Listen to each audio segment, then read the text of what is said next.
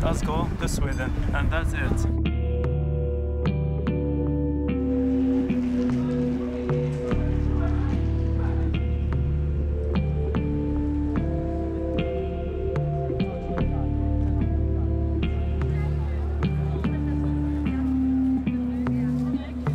Our hopes or dreams collapsed because it's difficult to be a refugee in this country, and you have no relatives, and you have no friends, and you have nobody.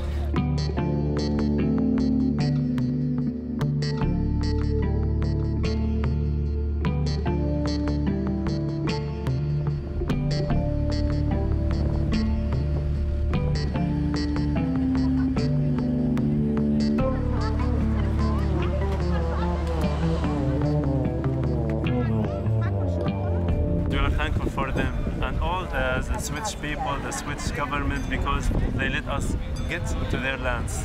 And I am thankful so much. This train has just arrived from the Hungarian-Serbian border. We're now at Hegya Shalom station. Around 3,000 refugees and migrants are landing on Europe's shores every day.